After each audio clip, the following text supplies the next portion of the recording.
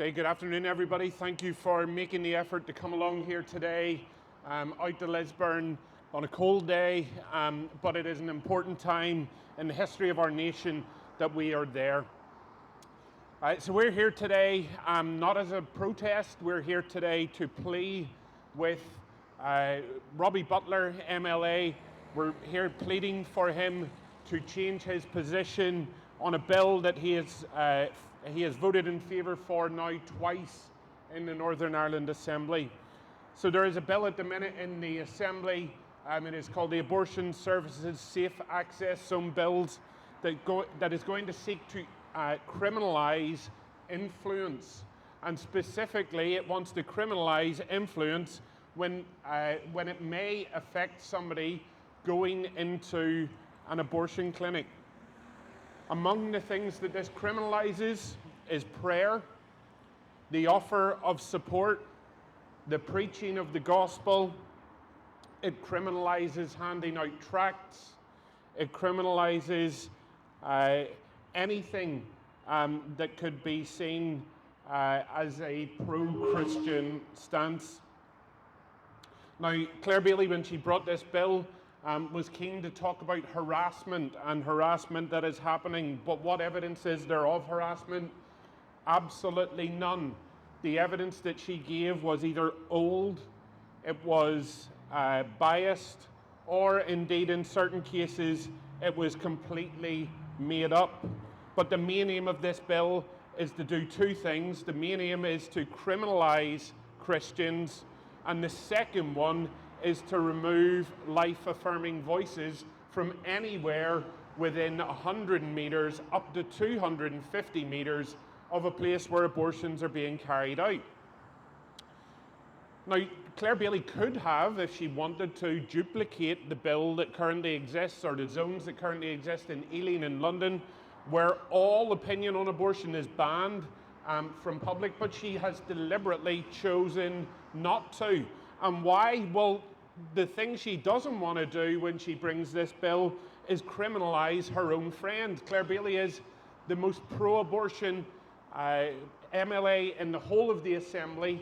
She is a former clinic escort herself. She has ushered people in and out of abortion clinics, and she wants to make sure that her friends that are going to do the same in future will not be criminalised.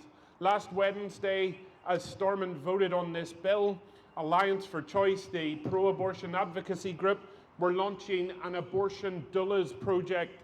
An abortion doula, if any of you know what a doula is, it's more commonly referred to in terms of support during pregnancy and support during birth of a child. What these abortion doulas do is they support a woman through the process of having an abortion. They support her with taking the pills. They support her with the ejection of the child. They support her with the getting rid of the child as well. Now, what is particularly sick about this bill is that it explicitly says that people who hold scriptural texts, or people who pray, or people who share the gospel outside an abortion clinic are criminals. But implicitly it gives approval to these doulas, to these death doulas, who will be standing outside with people who are maybe changing their minds, and they'll say, go on, do it, go in, I'll be with you, I'll help you take the tablet, I'll help you get rid of the child. This bill says that that is completely fine, and the only criminal actions are those of Christians who are there. Now, what's most shocking about this bill is not the fact that it criminalises Christianity. It's the fact that a number of pro-life Christian MLAs voted in favour of it. People like Stuart Dixon, a Presbyterian elder, Roy Beggs, another Presbyterian elder, Rosemary Barton, Robin Swan, and of course, Robbie Butler, whose office we're at today. You know, the UUP over the course of this week have been talking about this bill is not about abortion, it's about harassment. and people have been telling us they've phoned the offices, and this is all about ending harassment. There is no harassment. One said, read the name of the bill. It's about safe access to these buildings. It's about making sure people can access them safely. But would pro-aborts ever use language that is deceptive? Would they ever use language to try to convince us that what they're doing actually isn't what they're doing? When they say that abortion is healthcare, they label the deliberate destruction of an innocent child as a medical procedure. The truth is that pastors and ministers who are at these clinics on a weekly basis have been denied any opportunity to have a say on the bill. At committee stage, when the Committee for Health were looking at bringing people in to give evidence, they asked for written submissions first, and then they brought people in for oral evidence, and they only heard from pro-abortion voices. We were tracking what was said, and we noticed that there were some alarming facts coming out that were completely untrue. So we wrote to them again, and we said, please make time to hear from these pastors and ministers. And the committee refused. This was pointed out in the Assembly, as well as the fact that over 6,000 people submitted individual written submissions against the bill, with only 13 for. Stormont are ignoring the will of the people once again. So why are we here at Robbie Butler's office in particular? Well, Robbie is the deputy leader of the UUP. He holds a lot of sway, but that's not why we're here. He claims to be pro-life, but that's not why we're here. The reason that we're here is that Robbie is a Christian. One MLA this week told us that Robbie wears his faith on his sleeve. He does not hide the fact that he is a Christian in his workplace. But Robbie at the minute is voting to criminalize his brothers and sisters who are in the one place where the gospel is needed the most in our country. Who needs the gospel the most? Or who needs the gospel more than a woman who is carrying her child to death? Who needs the offer of support more than a woman who finds herself in that situation? Proverbs 24 verse 11 tells us to rescue those who are being led away to death, hold back those who are stumbling to the slaughter. When Christians go to the abortion clinics and they share the gospel, they're trying to save the child who is being taken there to die. They are following God's commands.